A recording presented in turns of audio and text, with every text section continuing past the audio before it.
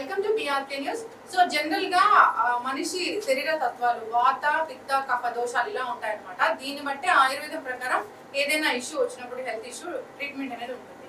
అయితే కఫ దోషం బాగా ఉంది, కఫం పట్టేసినట్లుగా ఉంటే ఒక చక్కటి ఆయుర్వేదిక్ టీ ఉంది. మరి దానికి కావాల్సిన పదార్థాలు ఏంటి, తయారీ విధానం ఏంటి, ఎలా తీసుకోవాలి, దీన్ని తీసుకోవడం వల్ల మనకు కలిగే ఆరోగ్య లాభాలు ఏంటి, పూర్తి వివరాలు తెలుసుకుందాం. మీరు మనతో పాటు ఉన్నారు ప్రముఖ రచయిత్రి డాక్టర్ అంగీ కమల గారు. నమస్తే.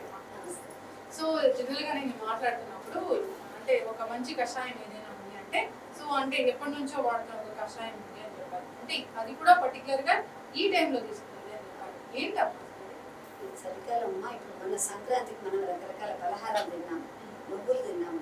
తర్వాత ఈ ప్రాంతంలో చక్కిలాలు అని చెప్పేసి చేస్తారు. అన్నింటిలో కూడా నువ్వులతో ఉన్నటువంటి లడ్డూలు, నువ్వులతో ఉన్న పదార్థాలు తినడం వల్ల మనుషులు మీరు చెప్పినట్టే వాత పిత్త కఫాలు మూడు ఉంటాయన్నమాట.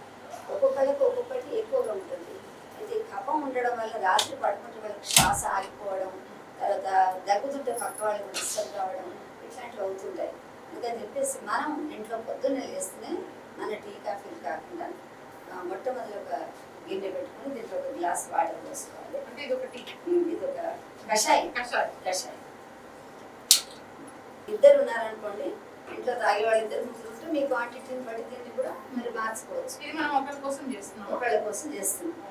దీంట్లో ఒక చెంచా ఓమ చెంచా దీంట్లో వేసేయాలి.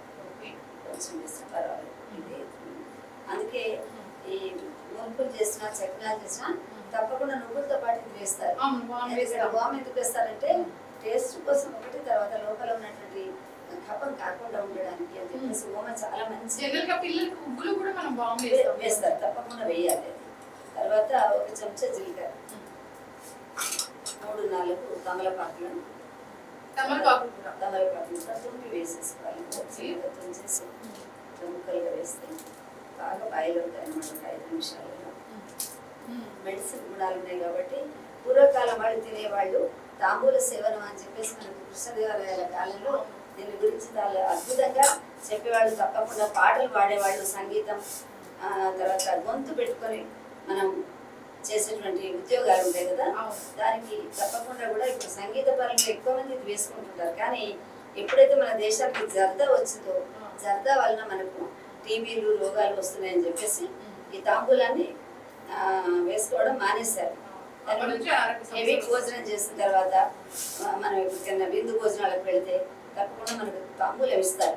దాంట్లో మీఠా అని చెప్పేసి సాదా అని చెప్పేసి ఇస్తే పర్వాలేదు, కానీ దాంట్లో మనం ఇది తీసుకోవడానికి వీలేదు. ఏంటి జర్దాలు అలాంటివి తినేటివి తినకూడదు అనమాట. దాంతో గొంతు క్యాన్సర్ అలాంటివి వస్తాయని చెప్తున్నారు. దాంతో భయపడి చాలా మంది తాంబూలమే అసలు మానేశారు. తాంబూలం మానేయాల్సిన పని లేదు. తాంబూలం రాత్రిపూట వేసుకోవడం అనేటువంటిది మన దేశ ఆచారం. మనకు రాయలు రాసినటువంటి రాయల యొక్క రసికత, ఎంత చక్కటి రసిక జీవనాన్ని వాళ్ళు గడిపారో దాన్ని చూస్తే వాళ్ళు తాంబూలం వేసుకున్నారు అంటే ఒక రాయల్ ఫ్యామిలీ, ఒక మంచి రిచెస్ట్ పర్సన్ అని చెప్పేసి అనుకున్నాం. నాకు ఒక డౌట్ వస్తుంది, మీరు రచయిత్రి కాబట్టి మిమ్మల్ని అడగాల్సింది చెప్పి, అంటే తాంబూలం అంటారు కదా, దాన్ని ఇలా ఎందుకు చేతులకు చుట్టుకుంటారు? చిలుకల్లాగా వేళ్లకు చుట్టేసి ఆ కొత్తగా పెళ్ళైనటువంటి వాళ్ళకు ఫస్ట్ నైట్ వాళ్ళకి అందించేటప్పుడు ఆ తాంబూలాన్ని మళ్ళీ వాళ్ళు తీసుకోవడం. దీని మీద చాలా పాటలు రాశాను, పెళ్లి పాటలు ఉంటాయి. ఆ పాటల్లో వాళ్ళు పసుపులు అనిపించడం, తర్వాత తాంబూలం అందుకోవడం, అవన్నీ కూడా దగ్గరికి ఇస్తున్నట్టే ఇస్తాడు భర్త, మళ్ళీ వెనక్కి తీసుకుంటాడు అనమాట. అమ్మాయి యొక్క టాలెంట్, అమ్మాయి కూడా ఇస్తున్నట్టే ఇస్తుంది, తర్వాత అందకుండా దూరం పోతుంది. అంటే మన ఇద్దరికి కూడా ఇంకా ఇద్దరిలో ఏ భేదం లేదు, అభేదంగా ఉందామని చెప్పేసి చెప్పడానికి ఈ తాంబూలాన్ని ఇస్తారు. ఇట్లా బాగా ఉడుకుతుంది చూడండి. ఇలా ఉడికిన తర్వాత కొంచెంసేపు చల్లార్చి మనకు ఇవన్నీ కూడా వీటి కోసం ఎక్కడికో వెళ్ళాల్సిన పర్లేదు. ఇంట్లో మనకు ఉండేటువంటి తులసి చెట్టు, దగ్గరలో దొరికేటువంటి తమలపాకు, మన వంటింట్లో ఉండేటువంటి వాము, జీలకర్ర ఇవి ఉంటాయి కాబట్టి వీటిని అందులో వేసేసి ఒక 10 నిమిషాలు బాగా, అంటే గ్లాసు నీళ్ళు హాఫ్ నీళ్ళు అయ్యేంత వరకు ఉడికించుకోవాలి. ఉడికించుకొని తర్వాత దీన్ని వడపోసుకొని తాగేస్తే అది పిల్లలకు పెద్దలకు ఎవరికి ఇచ్చా కూడా మనం దగ్గి లోపల నుండి గొంతు మంటలు ఇస్తుంది. దాన్ని బయట చాలా కష్టం. తర్వాత ఇది ఏమవుతుందంటే తాగిన తర్వాత మోషన్స్లో పెడుతుంది పిల్లలకు. తర్వాత దగ్గలేని పిల్లలు ఉంటారు, చిన్న పిల్లలు, 3 నెలల పిల్లలు. తల్లి ఏదైనా పెరుగు అలాంటివి తిని పాలిస్తుంది అనుకోండి, పిల్లలకు దగ్గు వస్తుంది. తప్పకుండా ఒక చిన్న గుడ్డలో ఖర్చులో కానీ దాంట్లో కట్టి పిల్లల మెళ్ళో కడతారు. అయితే ఇప్పుడు మనం విక్స్ రాస్తున్నాం కదా, ఆ విక్స్ బదులు మేము ఇది రాసేవాళ్ళం. దీన్ని గొంతుకు కట్టేసి రాత్రి పిల్లవాడితో పడుకోబెడితే పొద్దుటి వరకు అది కరిగి వాళ్ళకి మోషన్స్లో వెళ్ళిపోతున్నాను. అందుకని గోములో తర్వాత ఈ తులసిలో కపాన్ని కలిగించేటువంటి గుణం ఉన్నవి. ఇవన్నీ దగ్గాల్సినటువంటి పని లేదు. చూసేవాళ్ళకి ఎక్కడ తెమ్మడ పడితే చూస్తే అసహ్యంగా అనిపిస్తుంది. తర్వాత నలుగురిలో కూర్చున్నప్పుడు దగ్గు మాటికి వస్తుంటుంది. అప్పుడు కూడా మనం తీసుకోవడం చాలా కష్టం కాబట్టి, తగ్గడం కష్టం కాబట్టి ఇది తీసుకున్నాం అనుకోండి, పొద్దున్న రాత్రి తీసుకొని పడుకోవడం, తర్వాత పొద్దున్న తాగడం ఇట్లాంటివి చేసా కూడా. రాత్రి కొంతమంది ఏం చేస్తారు, బాటిల్ మంచినీళ్ళలాగా కూడా పెట్టుకుంటారు. రాత్రి తాగుతున్నప్పుడల్లా కూడా కొంచెం తాగుతుంటారు. ఒకవేళ వీలు కానటువంటి వాళ్ళు ఆఫీసులకు ఇప్పుడు బయటకు వెళ్ళేవాళ్ళు, రేడియో స్టేషన్లో టీవీ ఛానల్స్లో పనిచేసే వాళ్ళకి చాలా మంది తెలుసు. వాళ్ళు ఏం చేస్తారు, ఈ నీళ్లు ఉడికించుకొని జీరా వాటర్ అని చెప్పేసి బాటలు పట్టుకొని వెళ్తారు. వెళితే గొంతు పెట్టుకొని బతికే వాళ్ళం, టీచర్లు లెక్చరర్స్ అలాంటి వాళ్ళకు మధ్యలో దగ్గర వస్తే కొంచెం అనీజీగా ఉంటుంది. అందుకని చెప్పేసి మేము పొద్దున్నే తాగాం అనుకోండి, సాయంత్రం వరకు మాకు రాదు. ఎప్పుడైతే పడుకుంటామో అప్పుడు మళ్ళీ కప్పం పైకి వస్తుంటారు. అందుకని చెప్పేసి పొద్దున్నే దీన్ని సరాయించి తీసి పడేసామంటే మనకు సాయంత్రం వరకు ఉంటుంది. ఇవన్నీ మనకు 5-10 రూపాయలు దొరికేటువంటి వస్తువులు. వీటి కోసం డాక్టర్ దగ్గరికి వెళ్ళి సిరప్లు తెచ్చి పిల్లలకు పోసి ఆ సిరప్ వాడు తాగక ట్యాబ్లెట్ వేసుకోక నాన్న గద్దలు కూడా ఉంటుంది కనుక పిల్లలకు కూడా వీటిని తాగించడం చాలా మంచిది. ఒకవేళ ఘాటుగా ఉంది అంటే మరీ ఏడాదిలో పిల్లలైతే నేను దాన్ని ఒక చిన్న మూటలాగా కట్టేసి ఇక్కడ కడితే దాంతో ఓమతో కలుపుతుంది. అంటే కఫదోషం ఉంది, కఫం పట్టేసింది, దగ్గు బాగా వస్తుంది, పొడి దగ్గు అంటారు చాలా మంది. దగ్గు నెల దగ్గుతుంటారు. దాంతో గొంతు అంతా మంట మండుతుంది. దాంతో చూసే వాళ్ళకు బాధ అనిపిస్తుంటుంది, దగ్గే వాళ్ళకు కూడా శారీరక బాధ ఉంటుంది కనుక చాలా మంచిది. దీన్ని మీరు ఇట్లా వాడబోసుకోండి. చాలా చక్కటి కలర్ కూడా వచ్చింది.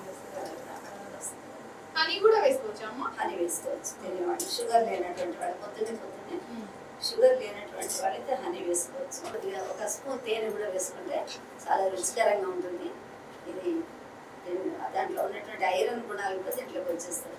కఫదోషం పూర్తిగా తగ్గిస్తాయి.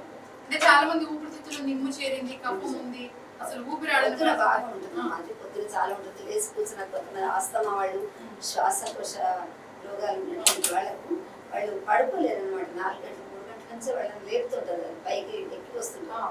అందుకని చెప్పేసి వాళ్ళు ఇది తాగితే పొద్దున్న చాలా బాగుంటుంది. చాలా చక్కగా చెప్పారమ్మా. అంటే కఫంని తగ్గించే ఒక మంచి హర్బల్ టీ అనమాట.